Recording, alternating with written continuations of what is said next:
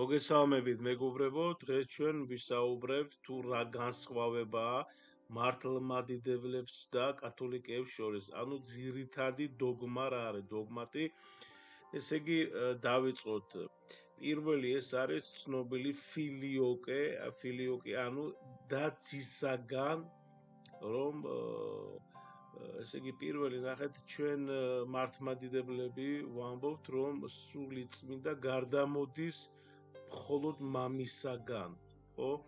და ფილიოკე, ანუ კათოლიკეები ამბობენ, რომ არა მხოლოდ მამისაგან, არამედ ძისაგანაც გამოდის სული წმინდა. აი შეხედეთ, პირველი კათოლიკური ეკლესია რწმენის სიმბოლოში ამატებს სიტყვებს, რომ სული წმინდა გამოდის, ანუ გამოდის მამისა და ძისაგან, ფილიოკე, ხო?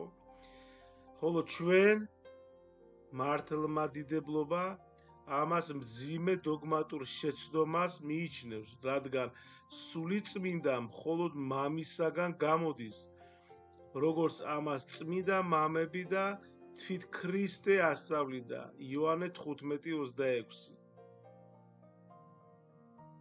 შემდეგი, პაპის უპირატესობა და უგუნურება, ხო, ნახეთ, კათოლიკეები ასწავლიან, რომ პაპი უცდომელია. ხო, როგორ შეიძლება უცდომელი იყოს ადამიანი, რომ მარტო უცდომელი არის ერთი, შემოქმედი, ღმერთი, ხო?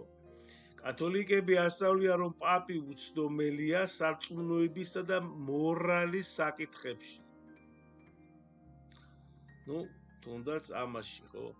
როცა ის საუბრობს, ყოფილა კათედრა, ანუ ეკლესიისა უმაღლესი სკამიდან. მართლმადიდებლობა ამას უარყოფს და აღიარებს მხოლოდ კოლეგიურ კრებით, ანუ ავტორიტეტს ეკლესიის საეკლესიო კრებებისა წმინდა სულის ხელმძღვანელობით. მესამე, უბიწო ჩასახვის დოგმა. ეს არის ღვთისმშობელზე. კათოლიკეები ასწავლიან, რომ ყოვლადწმინდა ღვთისმშობელი თავიდანვე დაცული იყო პირველშობილი, ესე იგი, ცოდვისაგან, ხო, რომელიც ადამი და ევასგან გადმოგვდის ჩვენ. ანუ კათოლიკეები, სხვა სიტყვით რომ ვთქვათ, კათოლიკეები ამბობენ, რომ ღვთისმშობელი განთავისუფლებული იყო ამ ცოდვისგან. მართლმადიდებლობა არ აღიარებს ამ დოგმას, რადგან ყოვლადწმინდა ღვთისმშობელი წმინდა იყო თავისი ნებითა და ღვთისმადლით, მაგრამ ის დაიბადა იმავე დაცემული ბუნებით, როგორც ყველა ადამიანი. ანუ მას, რა თქმა უნდა, გადმოვდის პირველშობილი ცოდვა ჰქონდა. შემდეგი ეს არის ღვთაებრივი მადლის ბუნება. კათოლიკური თეოლოგია მადლს განიხილავს როგორც ქმნილს, ან დაცემულს, ხო? მართლმადიდებლური სწავლებით ღვთის მადლი არ არის ქმნილი, იგი ღვთის არაშექმნილი ენერგიაა. ანუ თვით ღვთის მოქმედება სამყაროში, როგორც ასწავლიან წმინდა მამები. შემდეგი ზიარების სახეა. კათოლიკურ ეკლესიაში მრევლს ხშირად მხოლოდ პურს, ანუ ჰოსტია აძლევენ, ღვინოს არა. მართლმადიდებლობა გადასცემს ქრისტეს სისხლსა და ხორცს სრულად, პურითა და ღვინით, როგორც დაადგინა თავად მაცხოვარმა. შემდეგი განსაწმენდელი. კათოლიკური სწავლება ასწავლის, რომ ზოგიერთი სული სიკვდილის შემდეგ გადის დროებით ტანჯვას. განსაწმენდელში მართლმადიდებლობა არ ცნობს ამ დოგმას, ეკლესია ლოცულობს მიცვალებულთა სულებისთვის, მაგრამ არ ასწავლის დროებით ტანჯვას, არამედ სულის საბოლოო მდგომარეობას გარდაცვალებისთანავე. შემდეგი არის ესე იგი პაპის, ესე იგი მხოლოდ პაპის უფლებამოსილება საეკლესიო კრებებზე.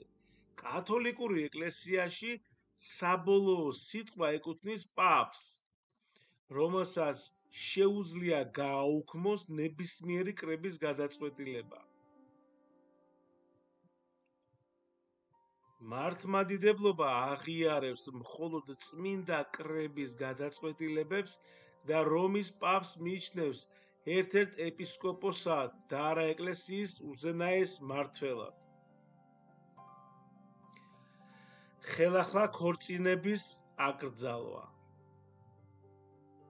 კათოლიკური ეკლესია არ ცნობს მეორე ქორწინებას და მხოლოდ ქორწინების ანულირებას აღიარებს. მართლმადიდებლობა სიყვარულით ეპყრობა მორწმუნეებს და ღვთისმოწყალებით გარკვეულ შემთხვევებში ნებას რთავს მეორე ქორწინებას სინანულის საფუძველზე, შესაბამისი საეკლესიო წესების დაცვით. და ბოლოს ეს არის ქრისტეს მოსვლა ეს ზიარების მომენტში. კათოლიკური თეოლოგია ასწავლის, რომ პური და ღვინო გარდაიქმნება ქრისტედ იმავე წამს, როცა მღვდელი ამბობს განსაზღვრულ სიტყვებს.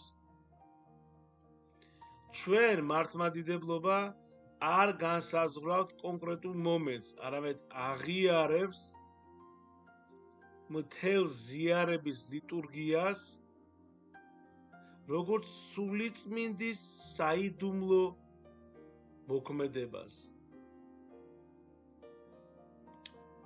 დიდი მადლობა მეგობრებო, მადლი უფლისა ჩვენისა იესო ქრისტესის და სიყვარული ღმრთისა და მამისა და ზიარება სული საწმინდისა იყოს თქვენ ყოველთა თანა. ამინ.